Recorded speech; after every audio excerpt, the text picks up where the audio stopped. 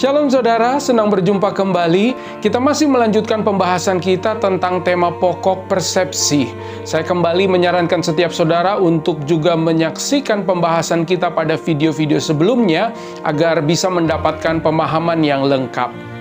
Mari kita memperhatikan firman Tuhan yang sangat penting dan menjadi dasar dalam pembahasan kita kali ini, yaitu di dalam kitab 2 Korintus pasal 10 ayat yang ketiga sampai yang kelima.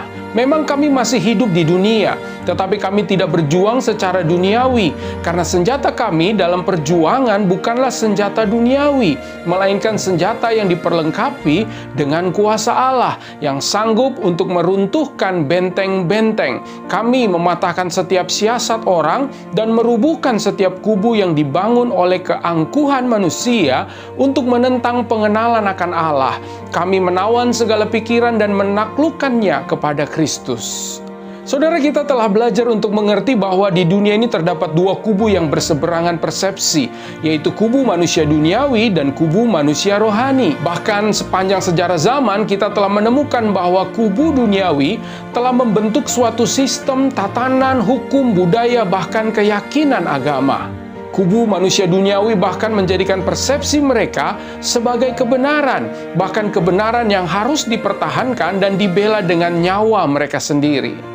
Namun di sisi lain, manusia rohani semakin diproses Tuhan untuk melihat kebenaran itu sebagai satu-satunya kebenaran yang tidak terbantahkan, bahkan kebenaran itu sendiri yang akan menyatakan pembelaannya. Nah saudara, ketika kita memiliki kerinduan dan kehausan untuk mempelajari kitab suci, maka melalui bimbingan Roh Kudus, persepsi kita akan membentuk kehidupan kita, termasuk membentuk kehidupan kerohanian kita, saudara. Tujuan pembentukan persepsi melalui firman Allah bagi kita adalah tidak lain selain ketaatan kepada Allah yang akan membuat hidup kita memiliki kualitas kebenaran dan menjadikan kita serupa dengan kebenaran itu, yaitu serupa dengan Kristus yang telah melahirkan kita kembali melalui karya salibnya.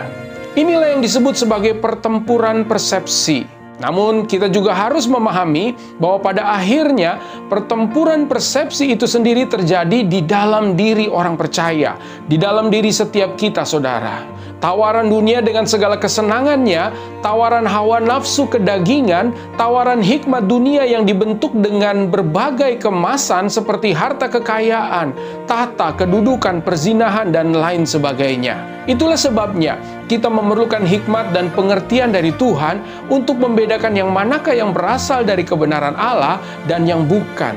Tuhan sendiri menghendaki agar mata hati kita terang, seperti yang tercatat di dalam kitab Efesus 1 ayat 18 yang berkata, dan supaya ia menjadikan mata hatimu terang.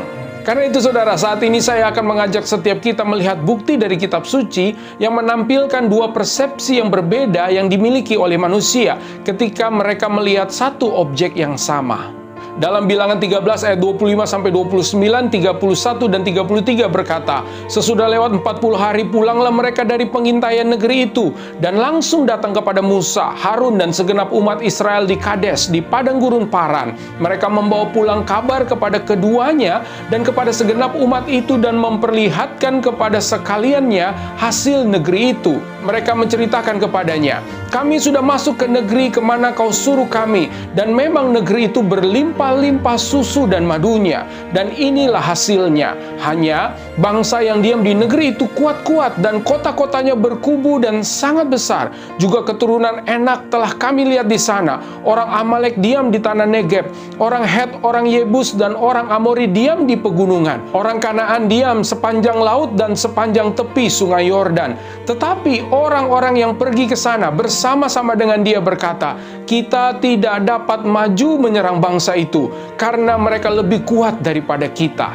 Juga mereka menyampaikan kepada orang Israel kabar busuk tentang negeri yang diintai mereka, dengan berkata, negeri yang telah kami lalui untuk diintai adalah suatu negeri yang memakan penduduknya, dan semua orang yang kami lihat di sana adalah orang-orang yang tinggi-tinggi perawakannya. Juga kami lihat di sana orang-orang raksasa, orang Enak yang berasal dari orang-orang raksasa. Dan kami lihat diri kami seperti belalang, dan demikian juga mereka terhadap kami.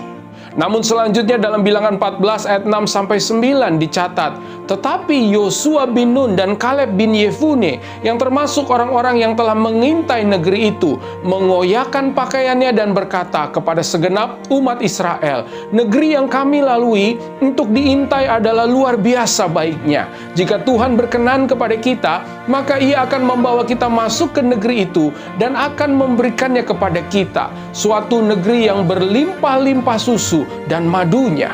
Hanya janganlah memberontak kepada Tuhan dan janganlah takut kepada bangsa negeri itu, sebab mereka akan kita telan habis. Yang melindungi mereka sudah meninggalkan mereka, sedang Tuhan menyertai kita. Janganlah takut kepada mereka.